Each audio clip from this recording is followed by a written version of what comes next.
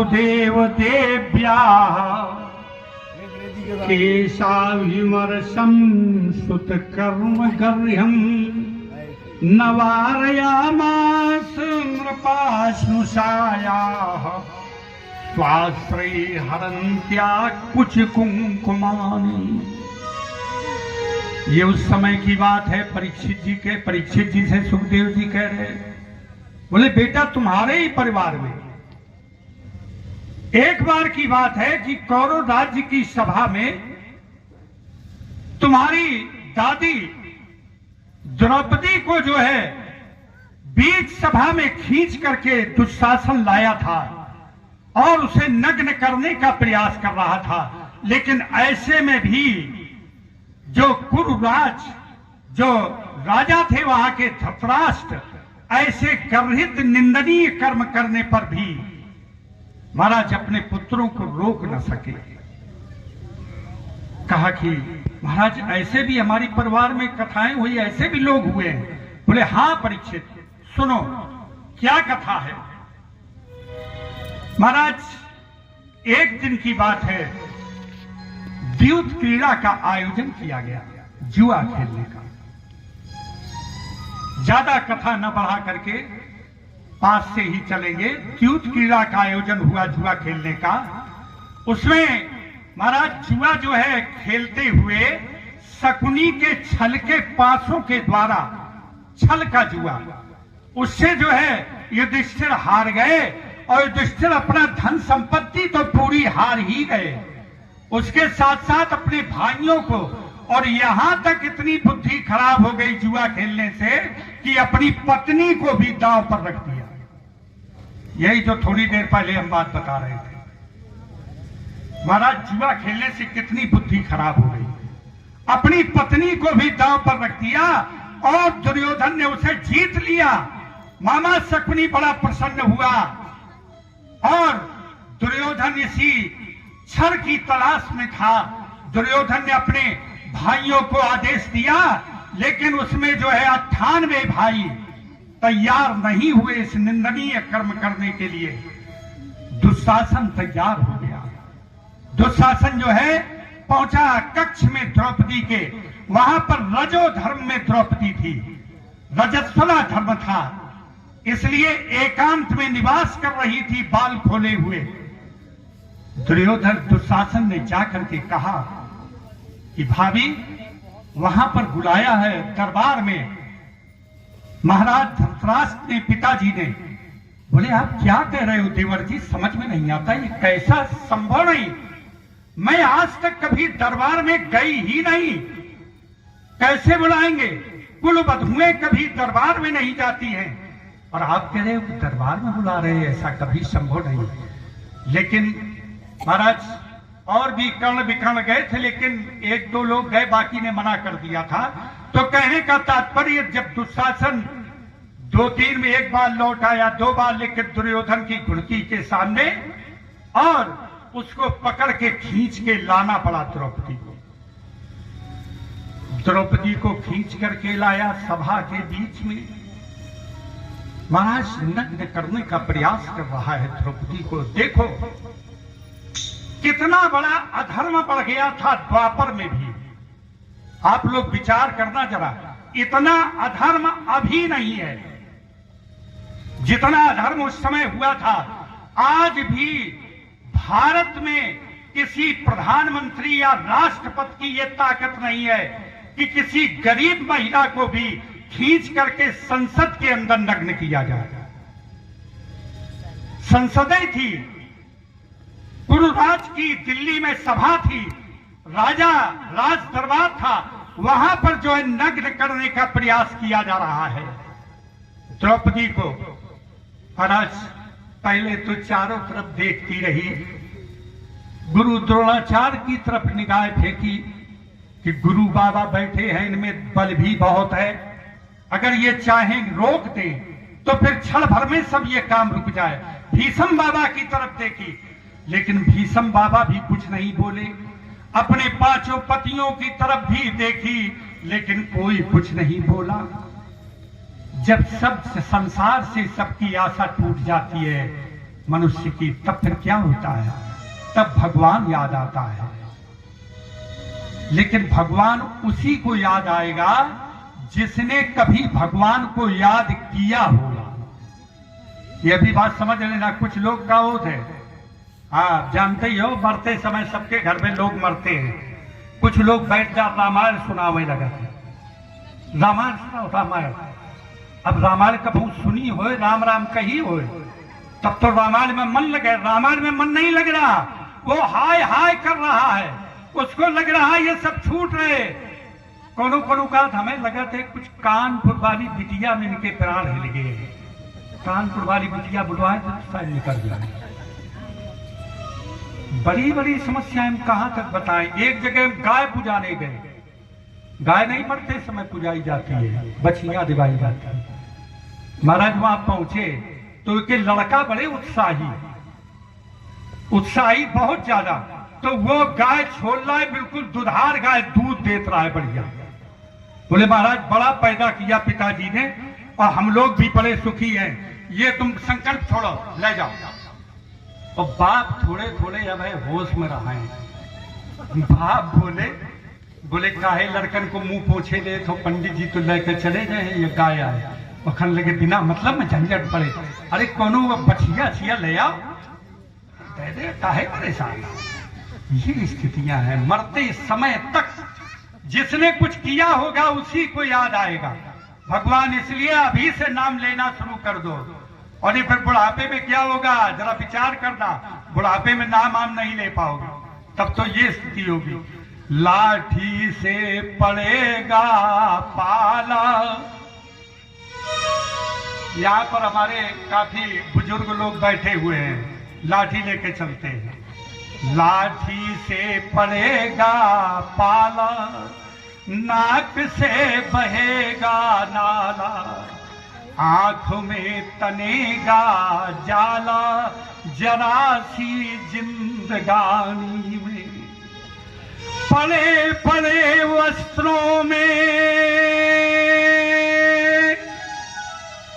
पड़े पड़े वस्त्रों में करोगे मलमूत्र त्याग, अब पड़े पड़े थूक दे रहोगे पीक दान में। पड़े पड़े थूकते रहोगे पीक दान। भक्ति क्या करोगे जब शक्ति ना रहेगी तन में। भक्ति क्या करोगे जब शक्ति ना रहेगी तन में, और राम नाम लेने का तुम्हारी बंद बाणी में। उस समय राम नाम क्या ले पाओगे जब शक्ति ही नहीं रहेगी। इसलिए सब कुछ छोड़ करके तब भजन कर लो। भगवान का भजन जवानी में कर लो।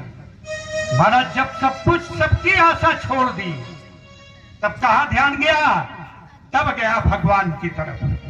जब भगवान की तरफ ध्यान गया, बंधु दीनानाथ ब्रजनाथ रमानाथ, वो अनाथ की विनय यह सुन लीजिए। दीन बंधु दीनानाथ ब्रजनाथ रमानाथ, वो अनाथ की विनय यह सुन लीजिए। तात मात भ्रात कुल देव स्वामी गुरुदेव, मेरी विनय यह प्रभु आप ही सुन लीजिए। लीजिए निहार, लीजिए निहार, न देर कीजिए प्रभु, जानिए न कुशल मेरे सावरी बिहारी लाल। प्रभु जल्दी करो, मेरी कुशल नहीं है, क्योंकि नारी का आभूषण केवल लज्जा होती है, और वो मेरी लज्जा जो है सभा के बीच में जा रही है ना। मेरी विनय सुन लो।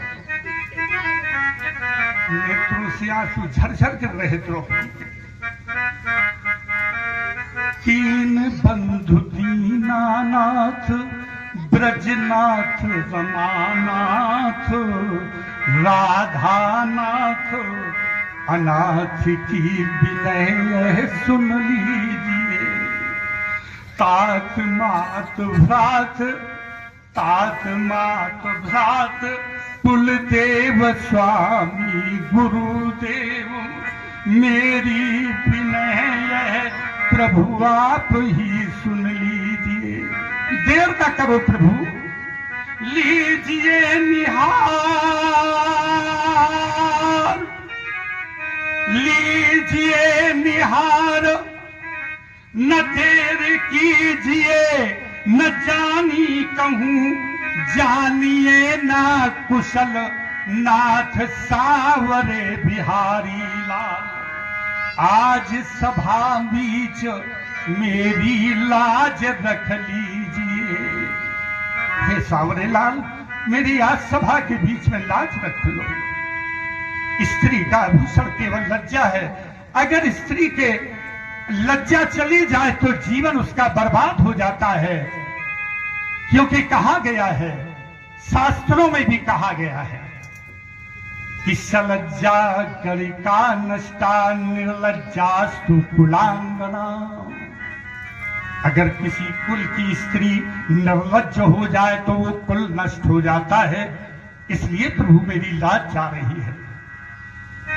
महाराज, आज क्या होता है, जिस समय ऐसा सुना, भगवान को देर नहीं लगती सुनने में। हमारी पुकार में कमी होती है, पुकार में कमी होती है।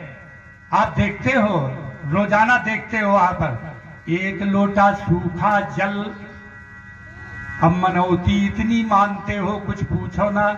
हमारे लड़का की नौकरी लग जाए, मटरा थोड़ो सड़क है, थोड़ा खड़ा हो जाए, सही हो जाए महाराज, 5 कुंटल का बीघा 6 कुंटल को निकला क्या, और सूखा एक लुटिया जल।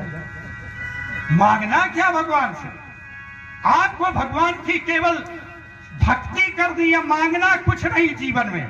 अगर मांगते रहोगे तो उतने में सीमित हो जाओगे। मांगना कुछ नहीं, क्योंकि भगवान स्वयं कहते हैं कि करम सदा तिनकी रखवारी, करम सदा तिनकी रखवारी, करम सदा तिनकी रखवारी, करम सदा तिनकी रखवारी। बालक राखे महतारी, बालक राखे महतारी, बालक राखे महतारी। जिन्होंने अपने परिवार की साथ जोड़ मेरे चरणों में सौंप दी, चरणों में बांध दी है, उनकी रखवाली में ऐसे करता हूं जैसे अपने पुत्र की, अपने बेटे की रखवाली मां करती है। इसलिए आपको मांगना क्या है? बस अपना सब कुछ सौंप देना है। महाराज, जब ऐसी पुकार सुनी तो क्या होता है? दुर्जन दुकूल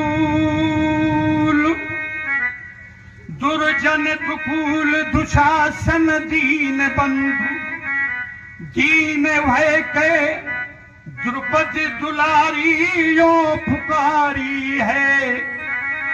अपनो सबल ठाड़ है वीर पार्थ से, और भीम से महावीर, और ग्रीव नीचे कर डारी है। अंबर लो अंबर, अंबर लो अंबर, पहाड़ कीन है शेष कवि, और भीष्म द्रोण कर्ण सभी मन में यो विचारी है। जब सबकी गर्दन नीचे है तो भगवान ने पहाड़ों जैसा ढेर लगा दिया कपड़ों का, जैसे पहाड़। अंबर लो अंबर, पहाड़ कीन है शेष कवि, और भीष्म द्रोण कर्ण ये सब मन में विचारी है।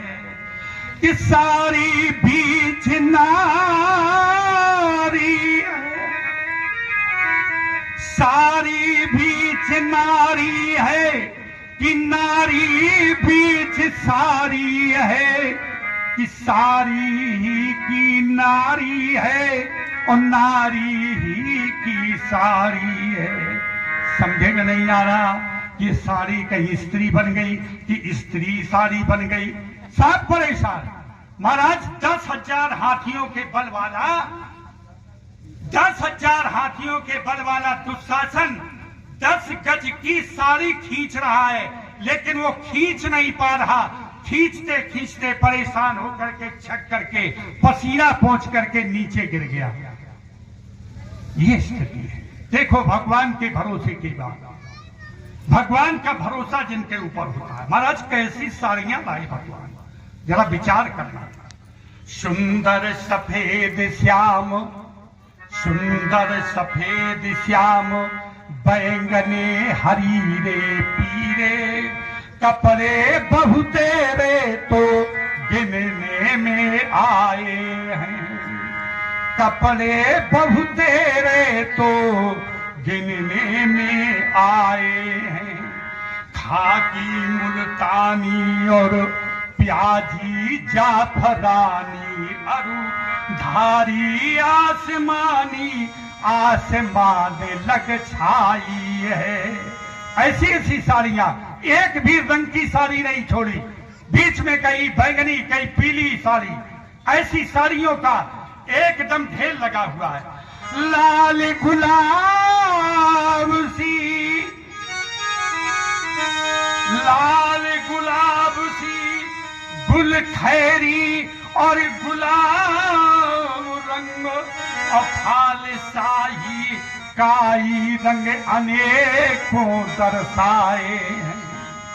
द्रौपदी काज कृष्ण, द्रौपदी काज कृष्ण, बने हैं बजाज आज मानो, और लाद कर गरुड़ पर बसन आज लाए हैं। लाद कर गरुड़ पर बसन आज लाए हैं। महाराज इस तरह से जो है भगवान अपने गरुड़ के ऊपर वस्त्रों का ढेर लाद करके लाए।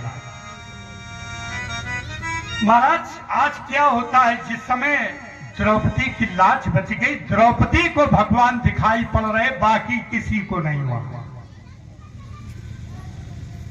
आदमी जब नास्तिक हो जाता है, जिसकी वृत्ति खराब हो जाती है, चाहे कितने भगवान के चमत्कार दिखाई पड़े, लेकिन उसकी बुद्धि में वो चमत्कार बिल्कुल बेकार दिखाई पड़ते हैं।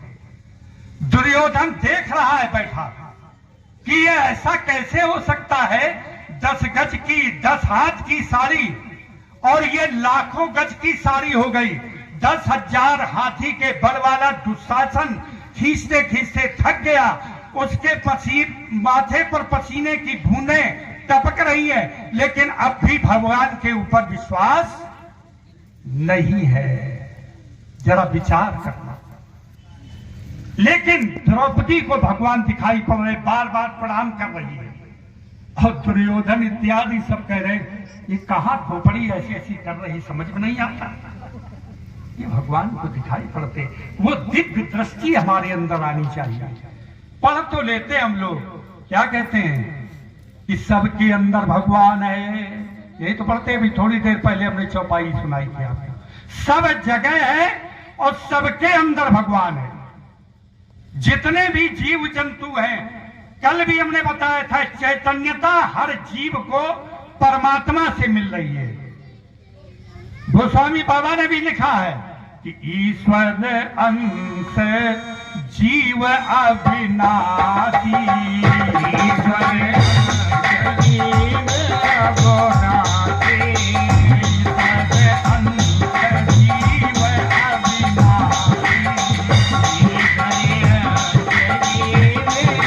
अविनाशी, आज अमल चेतन धन राशि।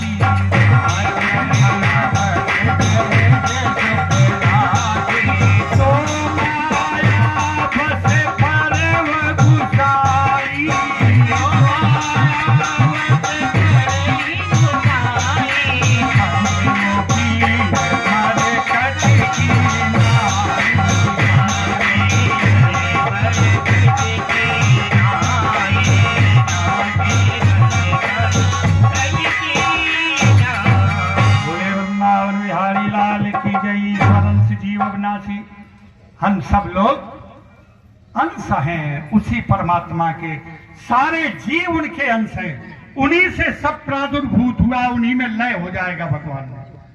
भगवान ही से सब कुछ है, लेकिन हमें विश्वास नहीं होता। जैसे हमें एक बात याद आ गई, एक राजा बड़ा नास्तिक, बहुत ज्यादा नास्तिक। महाराज उसने देखा कि बाबा और पंडित लोग कथाएं तो सुनाया करते हैं, लेकिन हमें तो लगता भगवान भगवान का ही है नहीं।